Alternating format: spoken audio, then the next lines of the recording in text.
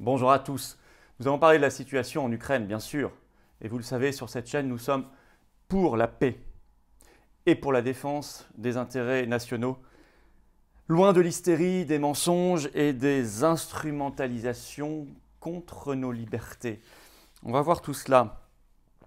On va voir comment rétablir les faits et la vérité, être efficace et non pas tomber dans l'hystérie, et ne pas profiter, parce que c'est cette menace qui pointe le bout de son nez, de cette affaire du côté de Macron pour la propagande, le garde-à-vous national, euh, la soumission, des dérives tyranniques contre nos libertés, voire bien sûr, pourquoi pas, un report de l'élection présidentielle à la faveur de cette crise internationale. Bon, on ne sera pas sur le ton classique que vous entendez dans la plupart des grands médias, on va être sur la vérité, tout simplement.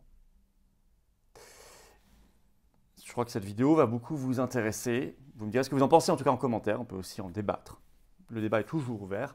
N'hésitez pas à la diffuser autour de vous. N'hésitez pas à vous abonner également. C'est gratuit, hein, un petit clic, ça prend une seconde de s'abonner à cette chaîne YouTube. C'est totalement gratuit. Vous abonner, ça donne de la visibilité, de la viralité à toutes ces vidéos par rapport au fait de ne pas être abonné. Donc c'est mieux, c'est préférable vraiment d'être abonné. Je compte sur vous pour le faire dès maintenant. Je vous attends pour la paix, la liberté, la résistance. On n'oublie pas tous les combats. Non, non, on n'est pas dupes, nous. Je vous attends très très nombreux, ça va être magnifique. Pour un grand rassemblement exceptionnel pour les libertés, ce samedi 26 février, 16h, place Pierre-Laroque à Paris, sous les fenêtres de Véran. Maître Divisio sera là. Stand pour vous aider, stand d'alimentation solidaire pour les professionnels suspendus, les étudiants et les anciens qui tombent dans la précarité à cause de toutes ces histoires, toutes ces restrictions. Bref, on sera là, je vous attends. Prenons nos drapeaux français, massivement, vraiment. Et soyons là, très très nombreux. Je vous attends également, patriotes. Il faut nous rejoindre, il faut nous aider, il faut consolider cette belle famille de cœur et de conviction. La plus grande famille souverainiste et de défense des libertés et de la paix de France, largement, grâce à vous, avec vous. Avoir cette carte orange, c'est un passeport pour la liberté et la paix, et la vérité. Tout ça unit tout, la vérité unit tout, l'amour de la France, la défense des enfants et des générations qui viennent. Ce sont nos combats essentiels, nos valeurs. Le lien pour nous rejoindre et défendre les mêmes valeurs. Le lien donc pour adhérer aux Patriotes ou reprendre votre adhésion annuelle, c'est le même lien. Il est sous la vidéo en description, il est également en lien en commentaire épinglé. Il sera également en fin de vidéo en lien en cliquant là ou là directement sur l'écran.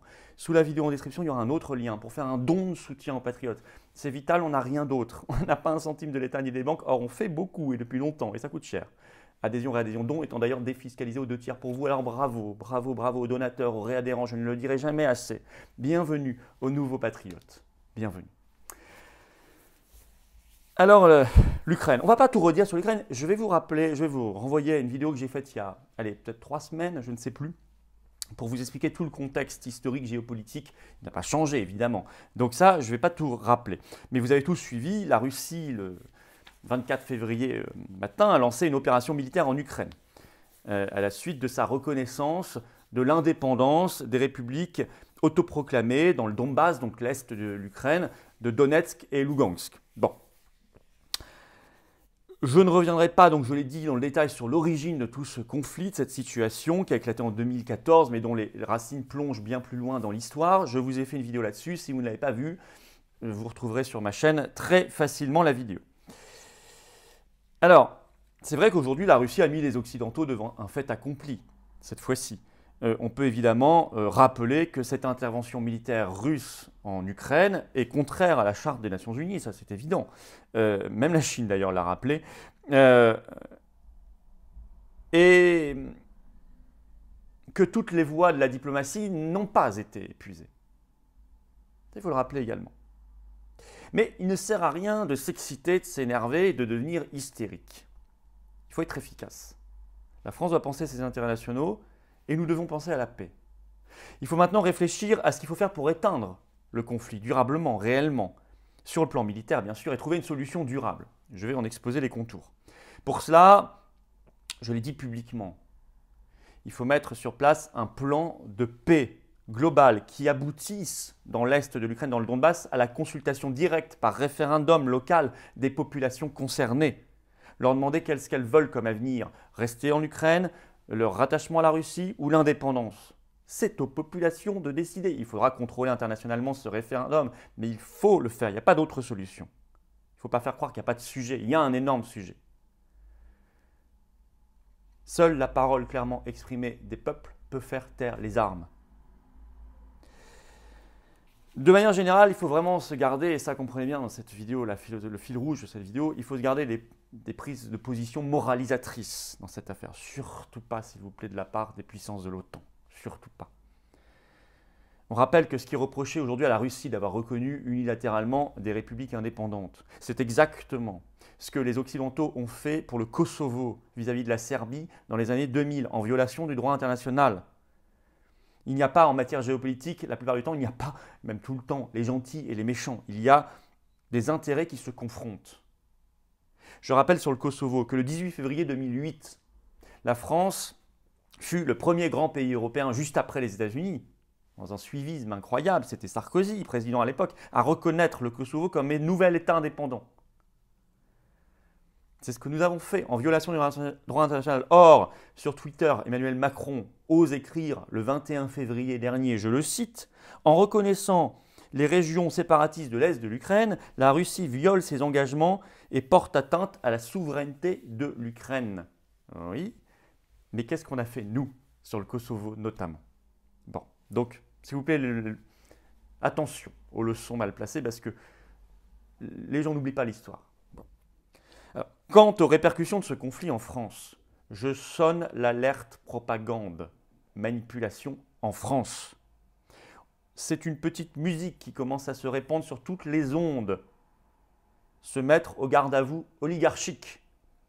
Une injonction à soutenir l'OTAN, les États-Unis, l'Union européenne et Macron. Ce sont les mêmes leviers que pendant la crise Covid. Pour ne plus réfléchir, ne pas se questionner, en nous disant si tu crois en la science, tu t'injectes. Et même 3 fois, 4 fois. Aujourd'hui, si tu soutiens la paix, alors tu es pour l'OTAN. Tu es pour l'Union européenne, tu es pour Macron. Et tu ne te poses pas de questions et tu es anti-russe. Fermez le banc. C'est totalement absurde. Surtout que l'OTAN, et je l'ai déjà dit dans mes vidéos sur le sujet, dans cette crise est un facteur de tension et de pression. Je rappelle qu'elle est même le vrai casus belli de cette affaire. C'est parce que l'Ukraine a manifesté son intention d'intégrer l'OTAN, ce qui est une ligne rouge, et nous le savons, ça a été dit publiquement, de la Russie depuis la chute de l'URSS au début des années 90, que les Russes se sont sentis sous pression, menacés pour intervenir, et qu'ils cherchent à présent à se ménager 2 États tampons, ces 2 fameuses républiques, à leurs frontières. Les Russes sont parfaitement fondés à craindre cette expansion de l'OTAN, puisque l'OTAN s'est déjà étendue à l'Est, Pologne, État balte, Roumanie, contre toutes les promesses qui avaient été faites à l'époque par les alliés, notamment les Américains. On rappelle, c'était rappelé dans le journal du dimanche ce 20 février, que lors de la dissolution du pacte de Varsovie en 1991, qui était le pendant pour l'Est de l'OTAN, au moment d'ailleurs où l'OTAN aurait dû être dissous, ça n'a pas été le cas, mais à ce moment-là, les Occidentaux avaient verbalement promis à Gorbatchev, qui était à la tête de l'URSS, de ne pas élargir l'OTAN à ce qu'on appelait les pays de l'Est, sauf l'Allemagne réunifiée. Ils ont violé leur promesse. Nous avons continué dans cette politique d'agressivité qui n'a pas de sens, et qui le rappelle que ça n'a pas de sens? Un ancien ministre des Affaires étrangères français, Hubert Védrine, qui s'exprimait sur LCI ce 23 février. Je vais vous le citer, vous comprenez bien. Il parle de la situation actuelle. Au début, il parle de la situation actuelle. Je vous le cite, Hubert Védrine. « C'est désolant tout ça. C'est complètement absurde, dit-il. Le Poutine de 2022 est largement notre création. Ça n'aurait jamais dû se passer comme ça. Jamais. Pendant ces 2 premiers mandats, il était assez ouvert par rapport à l'Occident, demandeur même. Il était complètement fou de parler sans arrêt de mettre l'Ukraine dans l'OTAN. Il ajoute, l'idée d'une neutralité à la finlandaise était bonne. Je suis sidéré, ajoute-t-il, que personne ne revienne en arrière et n'ait en tête les erreurs des Occidentaux, les Américains et l'Union européenne dans sa négociation du premier accord d'association entre l'Union européenne et l'Ukraine qui excluait sottement, totalement la Russie. Fin de citation. Voilà comment ça a été mal géré. On peut y ajouter les fameuses sanctions depuis 2014 de l'Union européenne qui ont un rôle contre-productif et délétère dans les relations, évidemment. Ça ne met que de l'huile sur le feu en permanence, mais en plus, ça ne sert à rien. Ça a même avantagé la Russie au détriment de nos propres producteurs nationaux, notamment nos agriculteurs. Par exemple, grâce aux sanctions agricoles, la Russie est devenue le premier producteur mondial de blé. On en dépend aujourd'hui. Ça n'aurait pas été le cas s'il n'y avait pas eu les sanctions, parce que ça l'a forcée à devenir autosuffisante, à produire plus elle-même, à faire du patriotisme économique. De la même manière, à cause des sanctions, elle s'est désengagée du dollar, ce qui fait qu'aujourd'hui, il n'y a plus que 10% des hydrocarbures russes qui sont vendus en dollars. Elle a acheté massivement de l'or. Elle avait 400 tonnes de réserves d'or en 2007, la Russie 2300 tonnes, presque 6 fois plus aujourd'hui, quasiment comme la France. On l'a poussée par ailleurs dans les bras de la Chine, ce fait que la Chine de toute façon est derrière elle, même quand on veut la menacer sur des brevets, etc. La Chine peut venir en rescousse. Donc c'était totalement idiot. Alors on nous dit suivez ça. Non, je ne suis pas d'accord. Et après on nous dit si vous suivez Macron, au garde à vous oligarchique national derrière Macron, l'inénarrable Robert Ménard, qui doit attendre son portefeuille ministériel, on imagine, appelle de son côté à se ranger derrière le président Macron, alors que ce dernier a montré toute sa nullité dans ce dossier. Hâbleur, menteur, fantasque, soumis, inefficace, ridicule, il ridiculise la France. Je vais vous citer Robert Ménard, il était sur CNews ce 24 février, je le cite, donc maire de Béziers. Je suis derrière le chef de l'État. Il me semble qu'il y avait une tradition française, ajoute-t-il, où quand les intérêts français étaient en danger, on était derrière le chef de l'État. Mais où est-ce qu'ici les intérêts français sont concernés? On est la France, pas l'Ukraine. Enfin, de quoi nous parle-t-on? De quoi nous parle-t-il? D'autant que Macron n'hésite pas à instrumentaliser déjà massivement cette affaire. Et là, je sonne l'alerte là-dessus. Sur l'instrumentalisation contre nos liberté d'expression, pour la propagande macroniste, voire contre l'élection présidentielle. Ainsi, on voit que la censure a commencé. Il y a un article de BFM TV du 24 février, je cite. Depuis le 22 février, il y a des suppressions temporaires de comptes Twitter, sans explication de la part du réseau social, écrit BFM, y compris le compte de vérificateurs de faits, qui reprennent juste des images du conflit. Ukraine-Russie. Hop, leur compte suspendu. Ça commence. Massive sanction comme on l'a vu sous le Covid. Par ailleurs, le 24 février, des parlementaires de la majorité, comme Laurent Lafont, qui est président de la commission des affaires culturelles au Sénat, demandent la fin de la diffusion de la chaîne RT France en France. Je cite le tweet le 24 février de Laurent Lafont, donc qui est parlementaire. L'ARCOM, c'est-à-dire le nouveau nom du CSA, doit suspendre sans délai la diffusion de RT, qui est l'organisme officiel en France de propagande du régime russe. Fin de citation. Déjà, l'Allemagne a interdit RT en Allemagne depuis le 2 février dernier. Donc la France cherche le moins de prétextes pour faire la même chose ici. Où est la liberté d'expression? Macron n'hésite pas à être ambigu déjà. Il a fait une intervention à 13h ce 24 février sur la crise en Ukraine. Je cite Macron. Écoutez bien cette phrase.